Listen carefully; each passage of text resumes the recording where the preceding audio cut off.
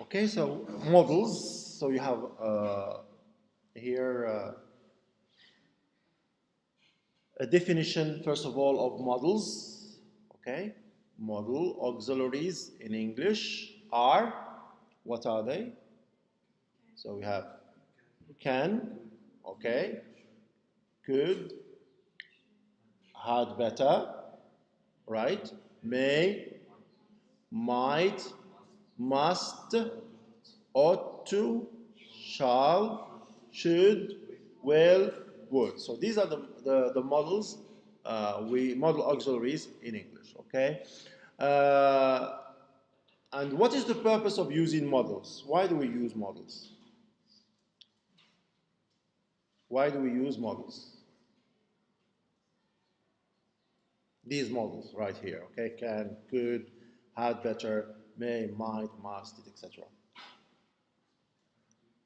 Huh? Yes, as it's mentioned in there for you, you have it. Model auxiliary, general express, speakers, attitudes, okay? Attitudes, okay? In other words, models, they give you extra information about the verb. Model verbs, they give you extra information about the verb, the main verb. For example, you have the main verb is swim. I swim, you swim, it, etc. Yeah, I understand the meaning of swimming. Okay, everybody understand the meaning of swimming. But sometimes you can add extra information, an extra attitude, an extra modality to the verb swim. What do you want to tell me about swim? You want to tell me that you can swim, ability? Or you want to tell me advice? You should advise, advisability? Or what kind of modality? What kind of extra information you want to give me about swim? What kind of attitude? This is what is meant here by model auxiliary general express speaker's attitudes. Okay, I can swim. When I use the model can, so here with the verb swim, I am talking about ability, my ability to swim. For example, I tell you I should swim. I'm giving myself an advice. I have a problem, back problem or whatever. So swimming is very good for the health, right? So I tell you my attitude is I should swim. So I'm advising myself. I'm not communicating to you my ability to swim. I'm communicating the fact that I'm advising myself that I should swim because it will help me solve problems.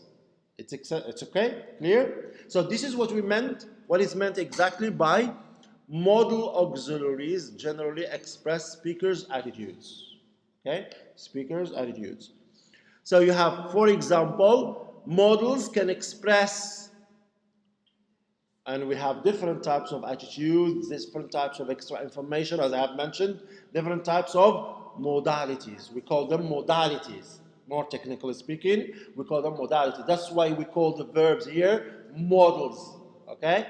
So, for example, modals can express that a speaker feels something is necessary, advisable, permissible, permission, possible, probable, etc., etc., etc. We're going to see all these types of attitudes, all these types of modalities. Okay? So, in addition, they can convey the strength of those attitudes. This is another important aspect we're going to speak about in models. Sometimes you are talking about necessity, as we're going to see later on. But we can express different types of necessities. We can have a necessity which you can escape. You don't have to do. But there are some necessities which are important, obligatory. You can't escape. If you escape them, there is going to be some bad consequence. Okay? So this is what we mean by degrees. They convey the strength of those attitudes. Sometimes you have high advisability, low advisability. High necessity, low necessity. And we're going to see the details later on in the chart. This is just a kind of general introduction to put you in the picture, okay? So this is exactly what we mean by models.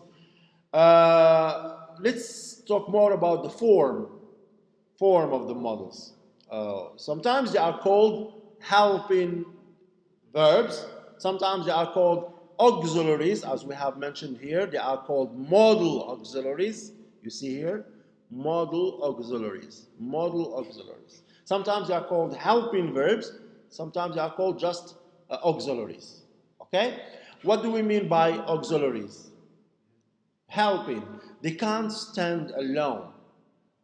Okay? They can't stand alone. For example, I tell you, I can. I can. I can what? Okay? I can swim. I can drive. So you have the main verb, and then you have an auxiliary before it to help it, give it more information, give it more extra information, an attitude, a modality. Okay? The same thing for all other models there. So you have can, could. For example, I could. Could what? So that's why it is an auxiliary. It can't stand alone. It is only used to give an extra attitude about the verb, about the main verb, and extra information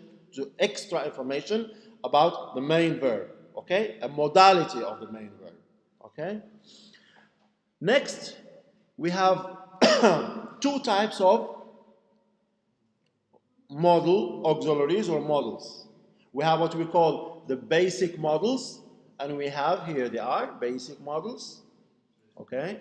And we have what we call the phrasal modals. Now, what do you think is the difference between the two? Focus just on the form.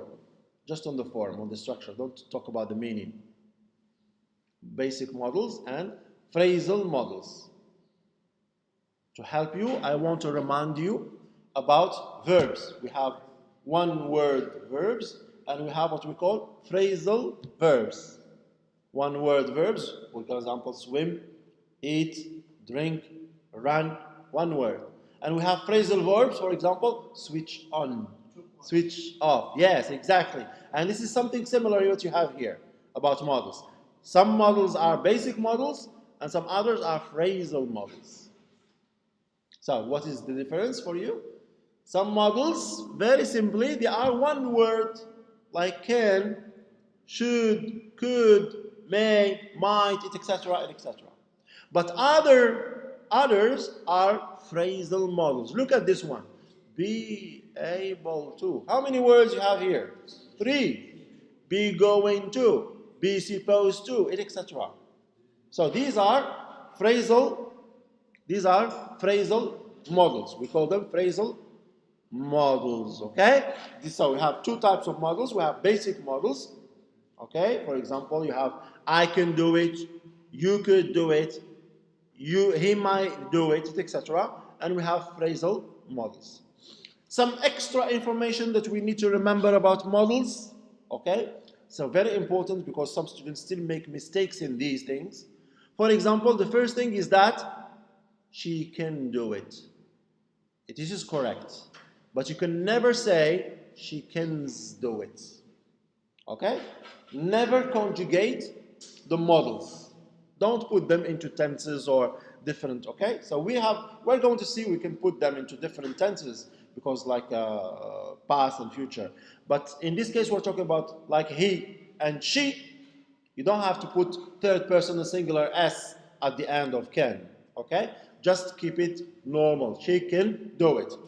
The other thing is related to the main verb. Look at this example here. She can do it. This is correct. But if you say she can to do it, so what is the problem here? To. We should never put the to. We just put the infinitive without to. She can do it. Simple form of the verb, we call it.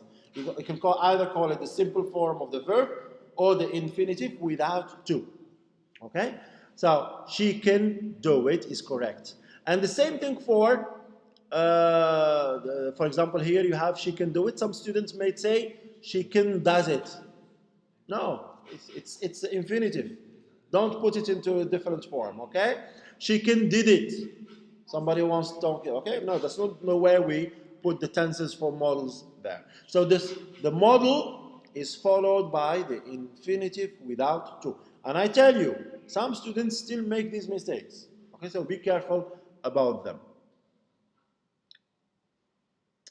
Next are the phrasal models. So phrasal models are common expressions whose meanings are similar to those of some of the modal auxiliaries. For example, you have be able to. It is the same as can. So either you can use the basic model can, or you can use the phrasal model be able to. They have the same meaning in the sense that they express the same kind of modality, which is ability. Okay? Phrasal models are common expressions whose meanings are similar to those of some of the modal auxiliaries. For example, be able to is similar to can. For example, here you have to do it is similar to when you say must do it. So must do it, must is one word. But here have to do it, have to is a phrasal model. They have the same meaning as well. Same thing for have got to do it. The meaning is the same as must. Must. Okay? And this is the meaning of this sentence here. Phrasal models are common expressions whose meanings are similar to those of some of the modal auxiliaries. For example, be able to is similar to can. Be going to is similar to will. Right? And infinitive, what do we mean by infinitive? It is to plus the simple form of the verb. It is used in these similar expressions. Here, in these phrasal models, remember, this is different from the previous modal auxiliaries. The previous modal auxiliaries are followed by the simple form of the verb, infinitive without to. But in this one, we have to use to. Be able to do it, be going to do it, etc., etc. Is this clear, the introduction? So this is just general speaking. So what we're going to see in the next chart is we're going to have a look at all these types of attitudes, which is necessity, advisability, permission, possibility, probability. Okay? And we're going to see what kind of models we can use in each kind of modality. And also, we're going to focus on strength of those attitudes. We're going to see, for example, when we talk about necessity, we're going to see that there are strengths. Some necessities are more urgent than others. Okay?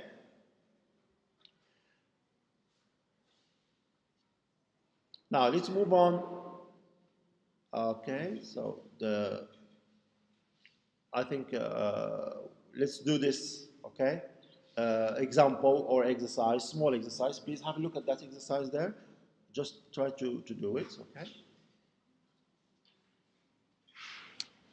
Excuse me.